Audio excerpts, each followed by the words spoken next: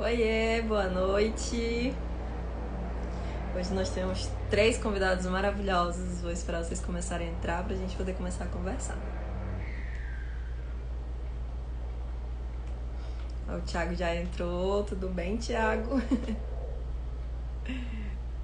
Eu vou já começar a chamar vocês. Enquanto isso, gente, vou me apresentar rapidão.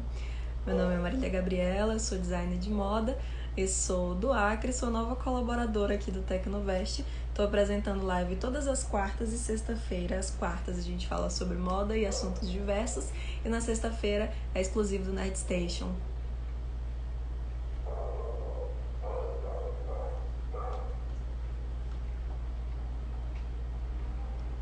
Oi, André, tudo bem? Que prazer você estar aqui, coisa boa.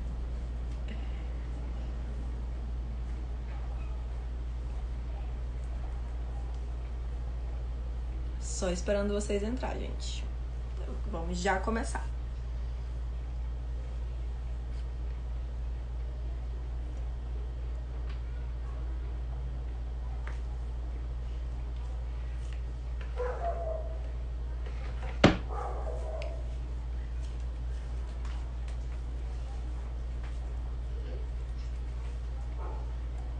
Gente, vou já lembrar aqui um negocinho pra vocês. Deixa eu só colocar uma musiquinha, rapidão.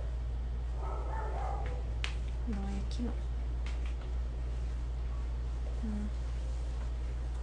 Aqui. Oi, filha. Arruma. Tá? Tá errado.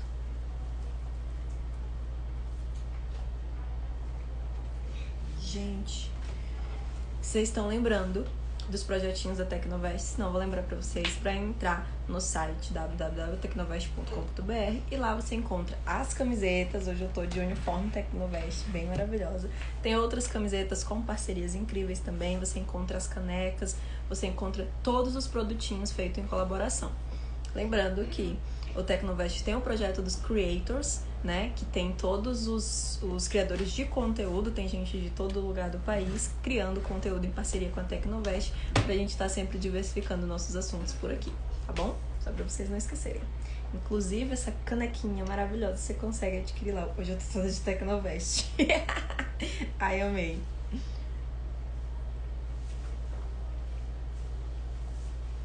Vamos já chamar o Thiago. Só esperar vocês aparecerem mais.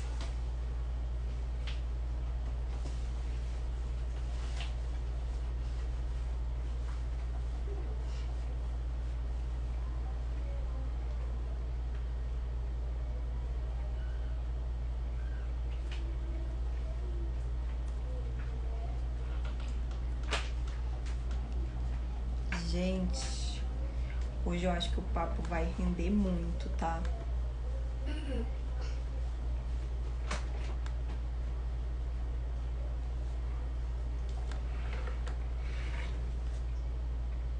Ui.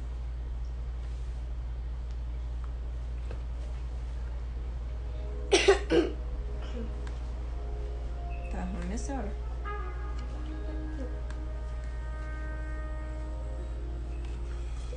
Arruma esse cabelo, vai. Tá.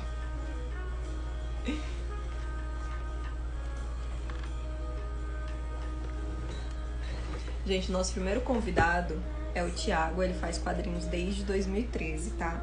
Ele já lançou 5 livros, 2 de forma independente. A gente vai chamar ele pra trocar um papo, uma ideia aqui.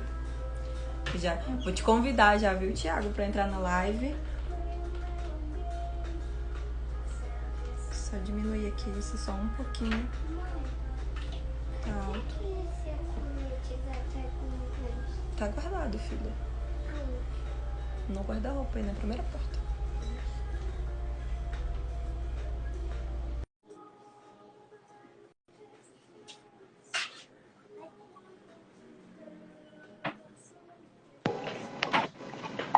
Olá. Oi, tudo bem? Tudo bem, Marília?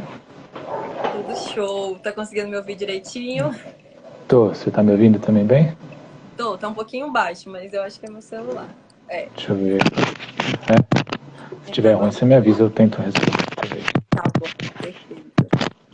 E aí, Thiago, conta pra gente dessa sua trajetória com os quadrinhos. Tudo bem? Bom, eu faço, como você falou agora há pouco, né? Comecei a fazer quadrinhos em 2013, já depois de velho, né? Diferente da geração atual dos quadrinhos, né? Tem começado a fazer quadrinhos bem jovens, assim. Eu comecei a fazer quadrinho depois dos 30 anos, assim, né? Coisa pouco Nossa, você tem usual, quantos assim. anos agora? Eu tenho 41 anos, sou um Massa. tiozão.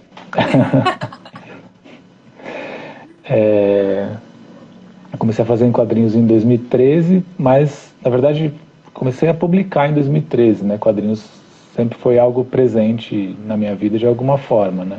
Quando eu era mais jovem, assim, adolescente, eu fazia meus quadrinhos, mas coisas para mim mesmo. Eu até tenho guardado umas coisas assim tem uma memória afetiva assim um pouco constrangedora, mas tem algumas coisas aqui. E fiquei um tempo da minha vida sem desenhar praticamente, né? Quase 10 anos que eu fiquei trabalhando com design gráfico e publicidade. E aí depois de um tempo me deu um clique assim que eu resolvi apostar assim, né, fazer algo para mim não, mas algo que eu curtisse de fato assim, algo que eu sempre quis fazer e enfim, por diversos motivos nunca tive condições de fazer, de começar, né?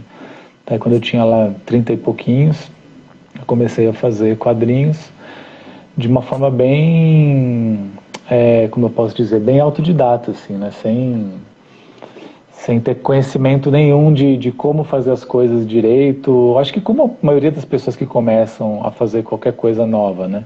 Sim, com certeza. E, e aí meti as caras, fui para os eventos, né? O primeiro quadrinho que eu lancei foi em 2013, foi porque eu me inscrevi numa feira chamada FI, que é um evento de quadrinhos que acontece em Belo Horizonte, né?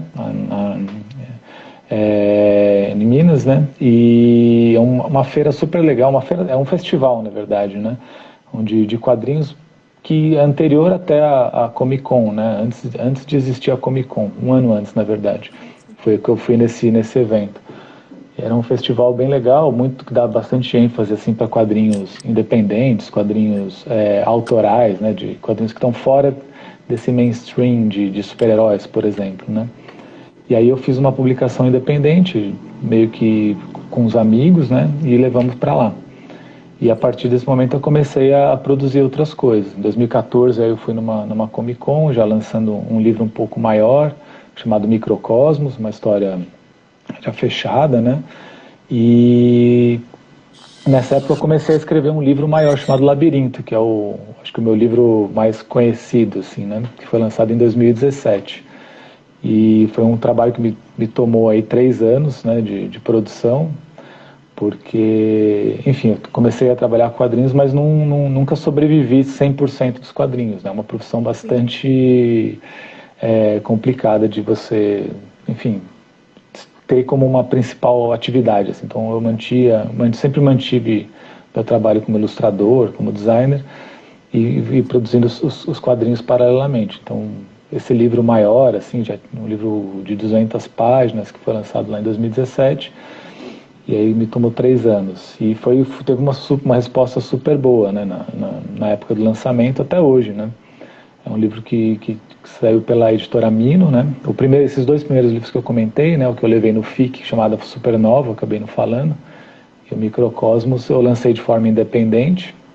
É uma forma bem comum de começar, assim, né? Arcando com os custos de impressão, de viajar, tudo, né? Por conta própria. E o Labirinto eu fiz um crowdfunding pelo Catarse, né? Uma plataforma bem conhecida, né? Para quem faz quadrinhos e para quem, enfim, trabalha com cultura de uma forma geral, assim, né? E conseguiu financiamento e aí uma editora se interessou, a editora Mino, que é uma editora especializada em quadrinhos, né? Que na época publicava muita coisa nacional, né? E aí lancei o Labirinto por essa editora. E foi super bem. O ano que vem vai ser publicado nos Estados Unidos, ele já foi publicado na Polônia, já saiu na Polônia, na época do lançamento ganhou um prêmio, o Ângelo Agostini, foi indicado a várias categorias no HQ Mix.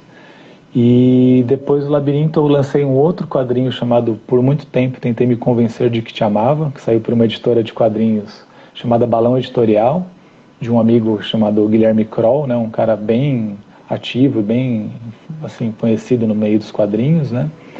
E atualmente eu tenho trabalhado num livro para lançar o ano que vem, para uma editora que eu ainda não posso falar.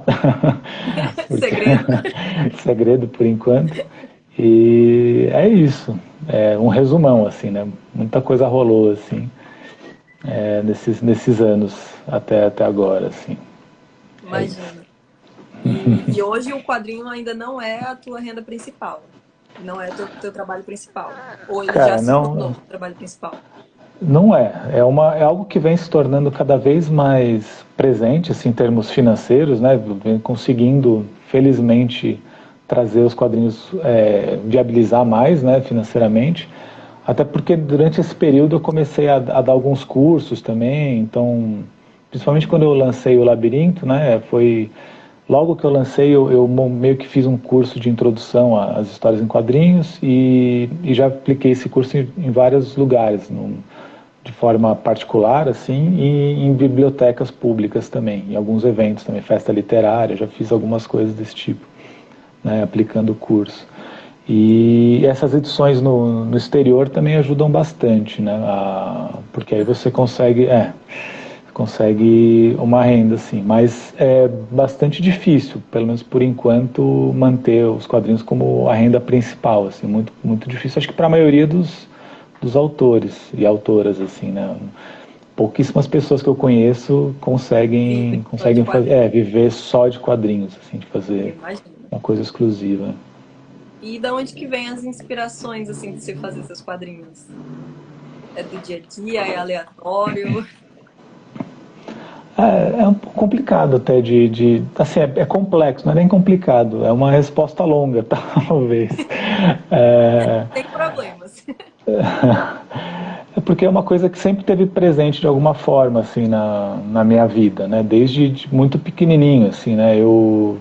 Quando era criança, enfim, eu cresci aqui em São Paulo, né? Na década de 80, mas num bairro bem afastado, assim, do centro. Então, não tinha muito o que fazer, assim. Então, eu tinha muito contato com televisão, videogame e quadrinhos, né? A banca de jornal era como se fosse um polo cultural, assim, do bairro, né? Um lugar que a gente frequentava muito. Algo que tem até ficado meio que... As pessoas não costumam ir para a banca para comprar quadrinhos mais, ou para, pelo menos, não tanto quanto antes, né? Mas era uma coisa muito comum, assim, eu frequentava a banca e o que tinha disponível era isso, né? Muita história em quadrinho para criança, né? Muita história em quadrinho, jornal, então gostava de desenho animado também, jogava videogame, então, e gostava de desenhar, né? Era uma coisa que sempre foi presente também na minha vida, assim. Então, acho que pelo fato de eu ter continuado desenhando, né? Muita gente gosta de desenhar quando é criança, mas acaba parando em um determinado momento da vida, assim. Por algum motivo eu continuei desenhando, talvez por ouvir das pessoas que de repente eu tinha algum talento, alguma coisa do tipo, assim, embora isso seja bastante questionável, né? Foi meio que reforçando, assim, você vai se sentindo motivado a continuar. Sim. E eu acho que a boa parte da inspiração que eu tenho para as histórias assim que eu escrevo, né, vem muito dessa época, assim, das relações que eu tinha nessa época de juventude, assim, né, da infância e da adolescência. Então, mais até do que referências de outros autores, por exemplo. Claro que tem, acho que puxando mais pro lado estético da coisa, assim, né, tipo, eu gosto do desenho de fulano, de cicrano, mas a temática das histórias acho que tem muita relação com esse período da minha vida, assim. Então, acho que é uma grande influência. Tipo, essa coisa de crescer num bairro pequeno, do bullying, de ter um irmão menor enfim, de ser filho, por exemplo, de pais divorciados, essas coisas sempre teve presente de alguma forma nas histórias, e acaba sendo um pano de fundo, muitas vezes, do que eu faço, assim, né? Então, acho E que vem acaba que daí. cria conexão com o público também, né? Porque esses aspectos eu acho que quase todo mundo vive. Viveu, pelo menos. É algo que eu acho interessante, assim, de trabalhar, né? Você ter, como eu posso dizer, coisas que são universais, assim, independente do lugar onde você vive, da época, né? São coisas que estão presentes, né? Acho que tem Exatamente. determinados momentos da história que certas coisas foram mais, talvez, não sei, talvez seja uma visão errada minha, mas eu tenho a impressão de que eram mais pesadas, assim, por exemplo, o bullying, de repente, na época que eu cresci, era uma coisa muito violenta e não se falava Sim. disso, como não era um problema real, assim, né? Certos tipos de preconceito, enfim, né? Coisas que até a gente incorpora ao longo da vida, assim, Ao e longo da depois vida. acaba aprendendo depois a redefinir isso de alguma outra forma, né? Mas isso era muito presente na minha infância, por exemplo. As crianças eram crianças, na verdade, os adolescentes também. Então, isso de certa forma fica marcado, assim, né? E eu acho interessante trazer isso para as histórias, algo que para mim faz sentido, né? Embora já faça tanto tempo, assim, né? Eu Sim. acho legal trazer isso também de uma forma que não seja infantilizada ou sei lá, trabalhada de forma. Acho que tem que ser direto, assim, né? Eu acho que é um jeito que eu costumo trabalhar também, né? Procuro trazer nas histórias, assim. Perfeito. E no momento das tuas criações, tu tem algum tipo de ritual específico? Assim, eu preciso estar ouvindo música, ou eu preciso estar assistindo um filme, sei lá, eu tenho uma trilha sonora específica. Ou não, é pabu, assim, apareceu na minha cabeça, eu vou fazer. Acho que depende muito do que eu estou fazendo, né? Assim, quadrinhos, a produção de quadrinhos envolve muitas etapas, né? Então, por exemplo, tem a parte de quando você está tendo as ideias, ali bem no comecinho, que é uma coisa bem solta e livre, né? Que eu acho que você se permite estar até em lugares diferentes, você não precisa estar em casa, por exemplo. Você pode carregar um caderno, um gravador, um computador, o que quer que seja que você possa registrar, né? E estar em lugares diferentes e fazer esses registros sem um compromisso muito certinho. Ah, não, estou fazendo isso, estou fazendo aquilo. É uma coisa solta e você está simplesmente deixando as coisas fluírem, né? E aí tem outras partes do processo, né? Quando você começa a sentar para escrever um roteiro, por exemplo, que eu não consigo, por exemplo, trabalhar ouvindo música, porque é algo que me distrai, assim, né? Então, e aí quando eu estou em casa, assim, no estúdio, pequeno estúdio que eu tenho aqui montado, né? Eu tenho esse ritual de deixar as coisas organizadas e quietas, assim, né? O mais quieto possível para eu Mais silêncio poder possível. escrever. Talvez seja algum problema de déficit de atenção, de me distrair muito facilmente, né? Pode Isso para ser também. escrever, Agora, para desenhar, quando desenhar para mim é uma coisa muito automática, assim, né? Quando a gente escreve os quadrinhos, né, a gente tem uma estrutura de organização que chama thumbnails. Thumbnails são pequenos rascunhos, né? Então é como se você desenhasse a história, só que de forma bem rápida e rascunhada, para você ter uma ideia geral de como ela vai ficar antes de você perder muito tempo finalizando isso, né? De resumo é isso. Então, durante esse processo que eu estou fazendo esse desenho rascunhado, é uma coisa que me exige muita atenção, porque você precisa tomar muitas decisões ali práticas, né? Então, os enquadramentos, o texto que você pretende usar, é como se fosse escrever um roteiro mesmo, só que usando imagens e texto, né? E isso é algo que me exige bastante atenção. Então, eu dificilmente consigo ter outras coisas acontecendo ao mesmo tempo. Agora, o desenho, por exemplo, eu já tenho esse rascunho pronto, aí eu vou sentar para desenhar, fazer o desenho final da história. Assim. Para mim já é algo mais automático isso. Eu Sim. consigo colocar uma música, até um programa de rádio, de repente, e desenhar sem me distrair tanto. Assim. Então, acho que varia muito da etapa do processo Da mesmo. etapa. Assim. É. Entendi. Será que sou eu? Desculpa, foi eu. Meu celular tá descarregando. Deixa eu só colocar aqui para carregar. Mas, Beleza. enfim, quando você precisou começar a investir, por exemplo, que você teve que lançar o seu livro independente, deu Uhum. medinho? Olha, sempre dá, né? Porque quando eu lancei o primeiro livro, foi algo muito rápido, assim, né? Os dois primeiros livros, na verdade, né? O primeiro livro foi nesse evento que eu te comentei no comecinho, lá o FIC, né? Uhum. Eu não ia nesse evento, e aí um amigo meu, que eu estava fazendo um curso junto, né? Ele virou para mim e falou assim, olha, eu comprei uma mesa lá, né? Comprei o espaço lá para expor, e gostaria de dividir com o pessoal, que você topa aí? Isso, sei lá, um mês e meio para o evento. Eu falei, ah, tudo bem, vamos, né? E aí eu tive mais ou menos esse período para poder escrever as histórias e imprimir e ir para lá, né? Então foi super corrido e aí dá esse medo, né, de você gastar uma grana ali com a gráfica, com a viagem e tal, e perder o dinheiro, né?